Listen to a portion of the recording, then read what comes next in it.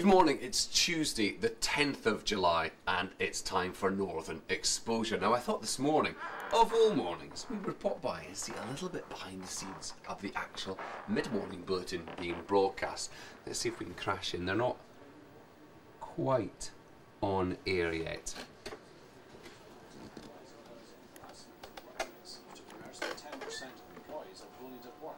It's 2 minutes.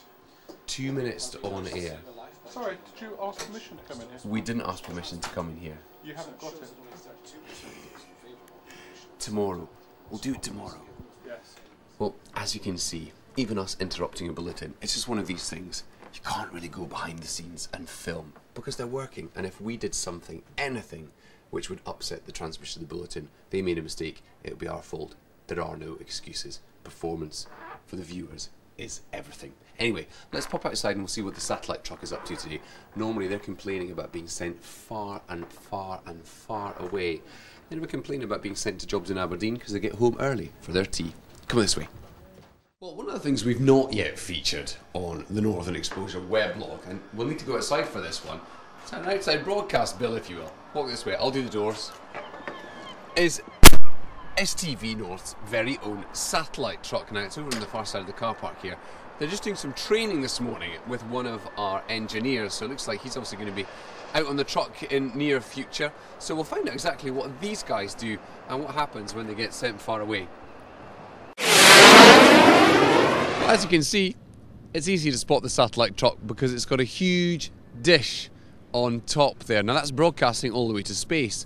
Thousands and thousands and thousands and thousands of kilometres away. It bounces off satellite there and it broadcasts down to Earth. People can pick up the satellite signal. I think it's called downlink or uplink? Let's try and find out. One of the satellite engineers today is Ian Simpson.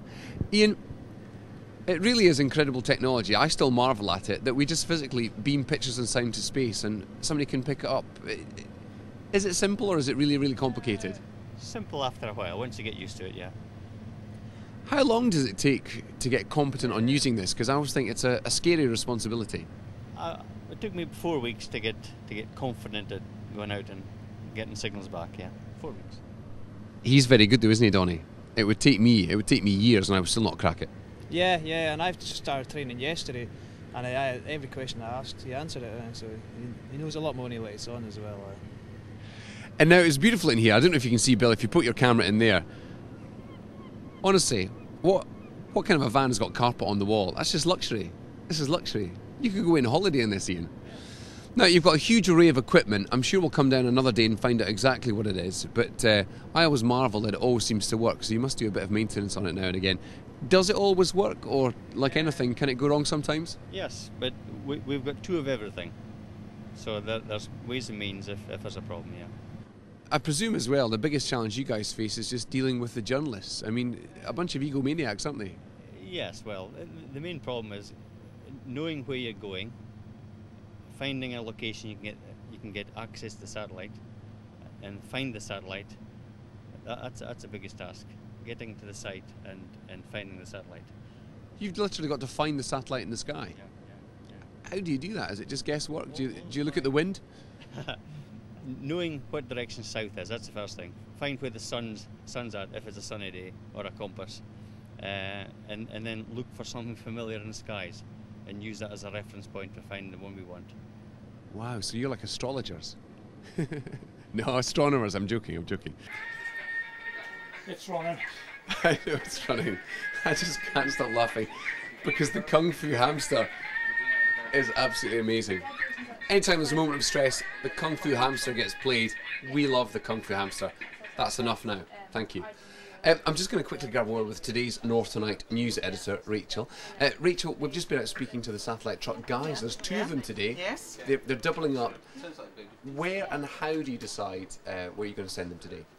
Well, there are all sorts of different reasons that decide where we might send the satellite truck to, bring the news on North Tonight. It might be we go to the scene of a major breaking news story, a big fire or whatever. It might be that we go to a big event like Tea in the Park, where you were yourself last week and over the weekend.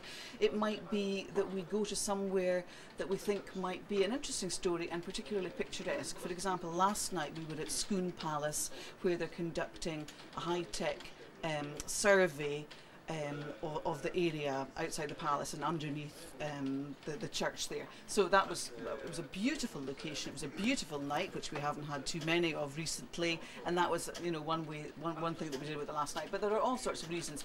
Today we're possibly going to send it to Carnoustie Panmure Golf Club, where they are having a qualifying round for the Open Championships in Carnoustie coming up.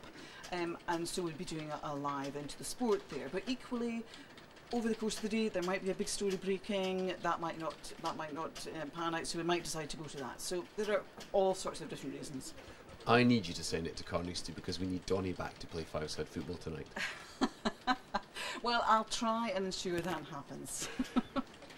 I'm afraid my power doesn't extend, particularly to influencing where the satellite truck goes. But that's just one of the aspects of what we do here at STV, to bring you the news every day. And of course, we'll be bringing it to you today, 6 o'clock North Tonight. Do watch.